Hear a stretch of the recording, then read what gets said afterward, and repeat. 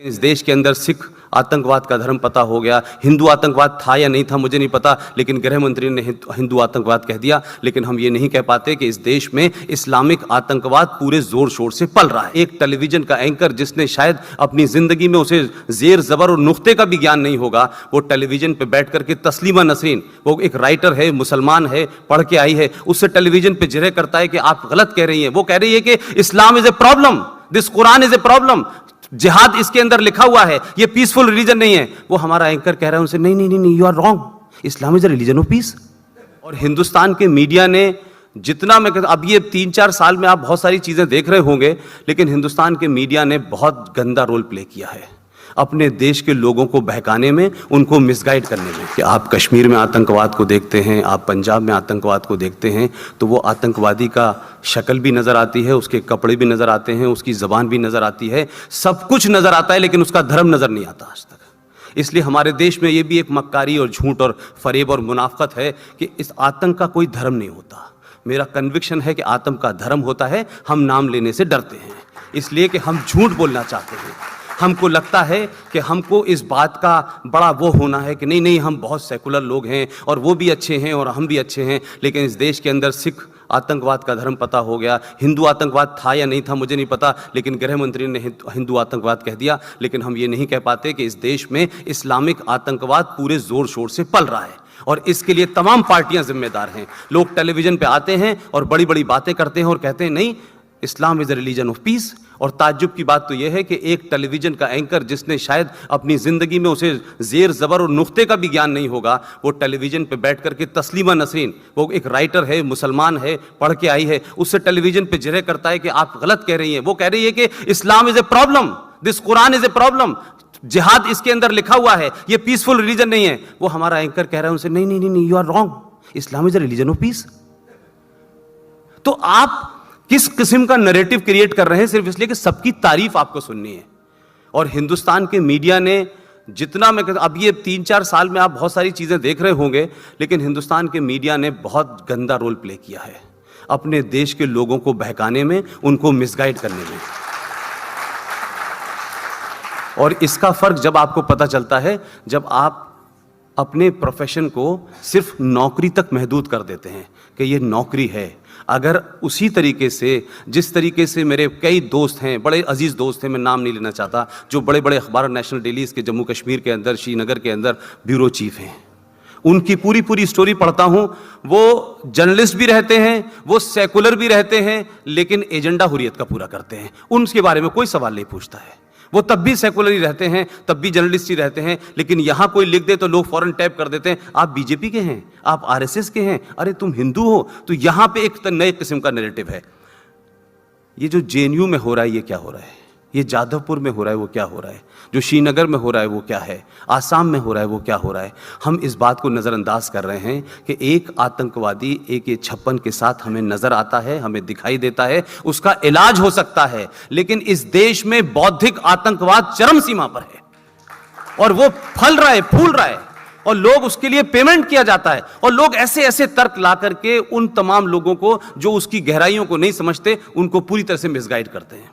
इसलिए मैं मानता हूं कि भारत के समाज को जिस आधे युद्ध से लड़ना है, उसमें बौद्धिक आतंकवाद पत्रकारों की शक्ल में भी है, इंटेलेक्चुअल्स की शक्ल में भी है, NGO की शक्ल में भी है, अलग अलग बहुत सारी दुकानें उनकी खुली हुई हैं, और वो चौतरफा अटैक करते हैं। ऐसा नहीं हो सकता कि इसी हिंदुस्तान में रहने वाले मुसलमानों को यकायक रात में आता है कि फलस्तीन के अंदर 5 मुसलमान मार दिए गए हैं, उसके लिए उनका दिल रोने लगता है। और यही मुसलमान हिंदुस्तान का बलूचिस्तान में मुसलमानों को मार दिया जाए तो कोई आवाज मैं नहीं सुनता हूं। कहीं कश्मीर के अंदर कहीं हिंदुओं को मार दिया जाए तो किसी मुसलमान को मैंने ये कहते नहीं सुना कि इनके लिए भी हम जो है कोई नारा लगाएंगे, कोई धरना देंगे, कोई प्रदर्शन कहेंगे। और यही मुसलमान हिंदुस्तान का उस वक्त चुप हो जाता है जब हम ये देखते हैं कि रोहिंग्या मुसलमानों का बात आती है तो सड़क के अंदर नारे लगने लगते हैं, MP चिल्लाने लगते हैं। पार्टी कोई भी हो, लेकिन वो मुसलमान होता है, समाजवादी पार्टी है तो उसका एजेंडा अलग है, लेकिन आजम खां का एजेंडा अलग है, सलमान खुर्शीद का एजेंडा अलग है, रहमान साहब का एजेंडा अलग है, तो सब एक साथ हो जाते हैं।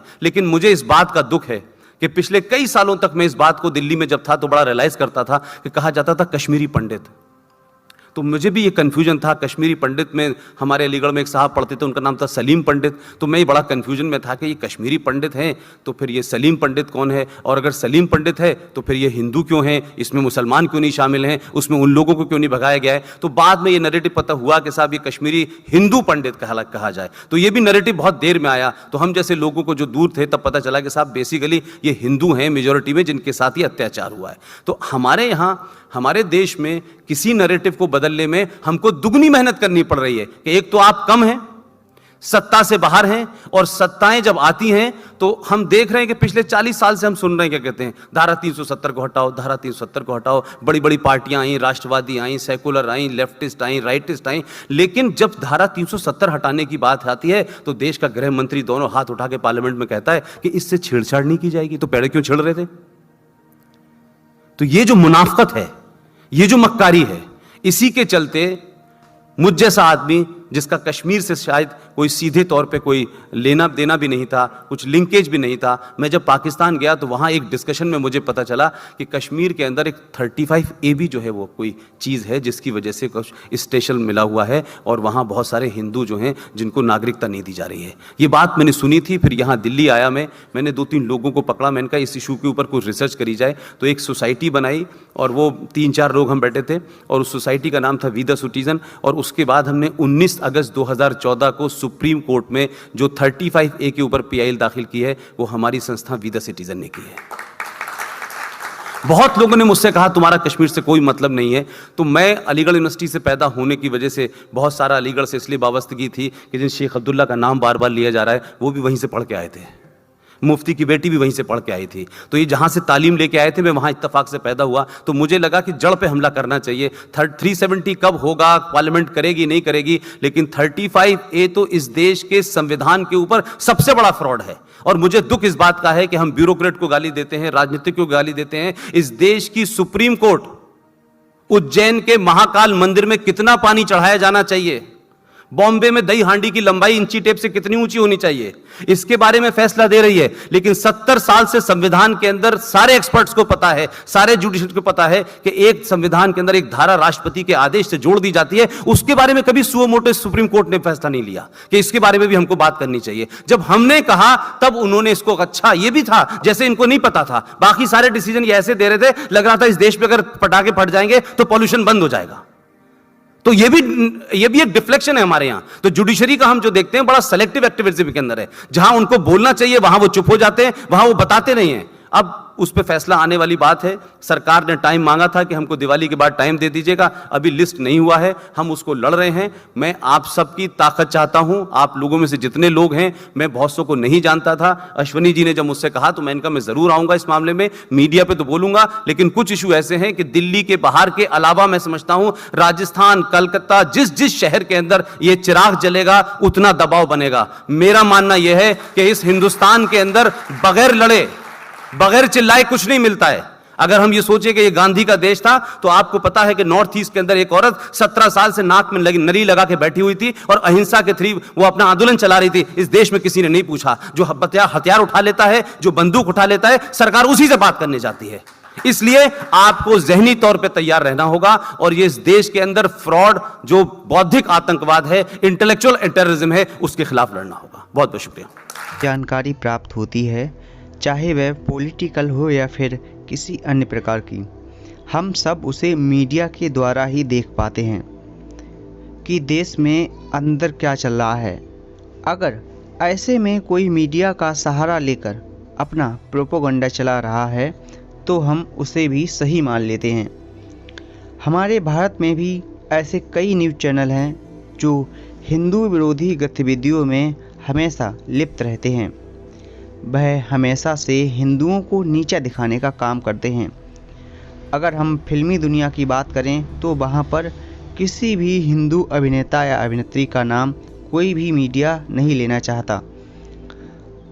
हम इस बात को सीधे तौर पर कह सकते हैं कि मीडिया सिर्फ खानों को ही देखना चाहती है, चाहे फिर वह सलमान खान हो, शाहरुख खान हो, आमिर खान हो या फिर और कोई खान। हमेशा उसी की न्यूज़ है हमें टॉप पर मिलती है।